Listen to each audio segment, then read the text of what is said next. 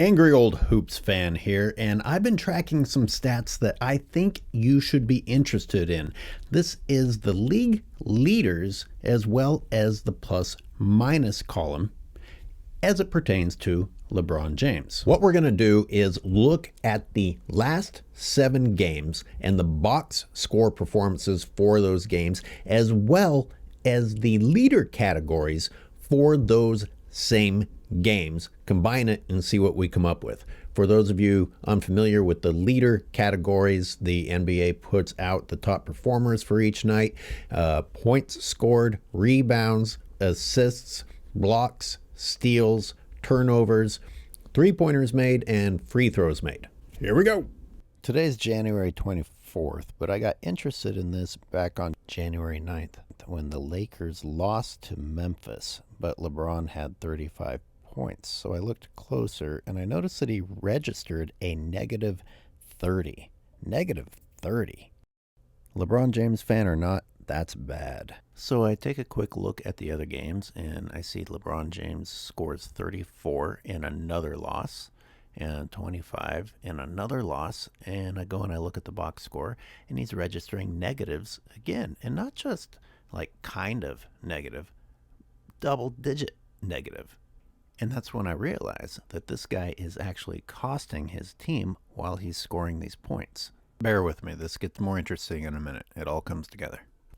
Continuing down the schedule, if we look at the Pacer game and the Heat game, both losses, LeBron James again registered negatives in both of those games. We begin to see a pattern here, with the exception of the Denver game. Every time that LeBron James scores 30 or more points, the team loses, and he's in the negatives.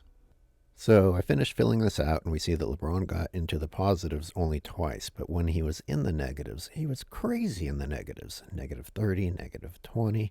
We also see that he lost 5 out of 7 games, while he was in the negatives 5 out of 7 games. Some people take box scores more seriously than others. I'm guessing right about now, LeBron James fans don't want to take it very seriously at all. Isn't that convenient? Let's just remove the plus-minus category completely, shall we? This is where we transfer over to looking at the leaders on each of these nights, because everybody's talking about, oh my God, look what LeBron is scoring. Look what LeBron is scoring. Well, there's a couple of takeaways here. Obviously, from the pattern that we just saw, where LeBron James scores a lot of points, the team tends to lose. There's a lot more to winning games than one guy racking up points. But more than that, we take a look at the leaders categories and we learn that LeBron James isn't leading in any categories. I mean, there's a lot of categories there. He isn't leading in any categories except for points. But then you take an even closer look and you find out that he's not even leading in the points categories most of the time. So what's my point? Why am I saying this? Why am I bothering with all of this? Honestly, I wouldn't be doing it except for all the overhyping of LeBron James right now. I'm just trying to be the voice of reason. What he's doing isn't special. Scoring the 30 points isn't special in this league, and he's hurting the team in the process and not showing up in any other leader categories. What's impressive about that? And while we're on the topic, I would like to point out who is showing up in the leaderboards, such as his former teammates that weren't good enough for him back when they were on his team. Lonzo, Ingram, Kuzma, and you know who shows up in multiple categories on multiple nights? James Harden. I know Harden isn't a former teammate. I'm just showing that players can appear in multiple categories. Personally, I would call that impressive, but instead, all you hear about from the brainwashing NBA analysts is LeBron James. Just to be clear, when we look at those leaderboard stats, we're looking at the same 7 games that we're talking about with the plus-minus categories, nights that LeBron James played. We look at January 9th and January 12th. That was Memphis and Sacramento. And LeBron had his big scoring nights, but registered in the negatives, and the team lost. Well, LeBron made it into the leaders category on those 2 nights for scoring. Now look how many other categories there are. If he's a great performer if he's helping his team win, if he is GOAT-like, shouldn't he be appearing in at least one more category? At least one more? I mean, really, for all the fuss that's being made, he should be in all of those categories. He's only in the points category, and he's only in that category twice. And I feel like I should also point out that he doesn't even hold the top spot in that category. And the only reason I bring that up is because people make such a big deal about his scoring and want to crown him the GOAT. Well, not only is he only making one category, but what he's doing isn't that special in that category, which is pronounced by the fact that he isn't even the top scorer in that one category that he makes it into. But it gets worse. LeBron James does not appear in a single leader category any of those nights until January 21st, when he appears in the turnovers category. A category I imagine he and LeBron fans don't want to see him in. You don't see Westbrook's name on there. For all the grief Westbrook has received about his turnovers, he's only averaging 1 turnover more per game than LeBron James. That's 8 categories he could be showing up in. I'm not counting the bottom right because that's fantasy points. That's not actual gameplay, so I'm not counting that one. 8 categories he could be showing up in that he's not showing up in. And the league analysts still have no problem drooling all over the guy as if he's doing something great. I don't think that's fair. I don't think that's accurate, and I think that's misleading fans. And I think we see the effects of that. Let's look at least one other player to just get a comparison going on.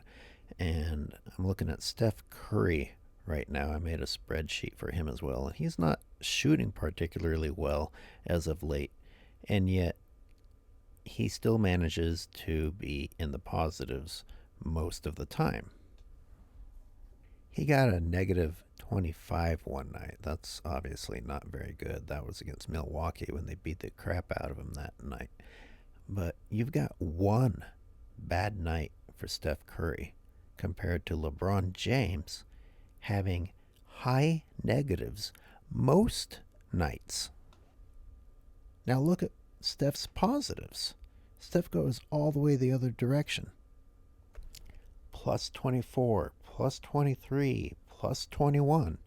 Like I said, this isn't even his best streak in the league, but man, compare that to LeBron James, and he's destroying him in the plus-minus category.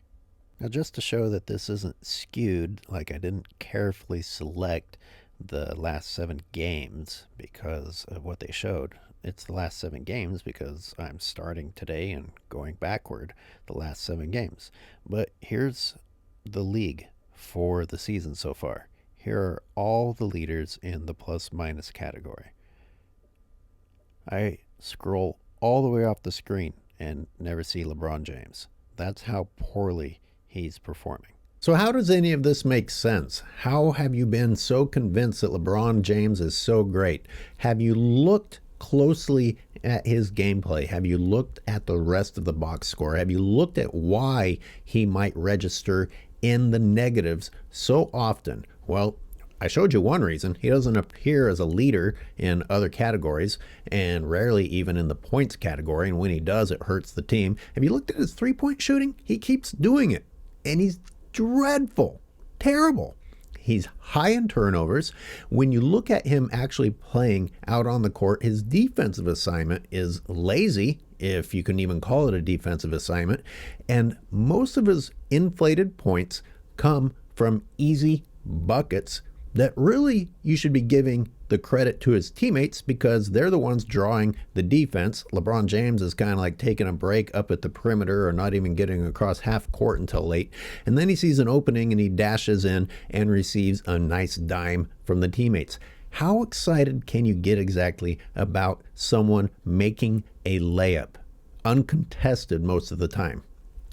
These are the things you have to look at to try and make sense out of The Lakers losing while LeBron is scoring big, and someone who's supposed to be so great always registering a negative, not always, but really, really often, and high negatives. He's not doing the things necessary for his team to win, but he is doing what is necessary to get his rest while racking up garbage points that, unfortunately, way too many people are impressed with.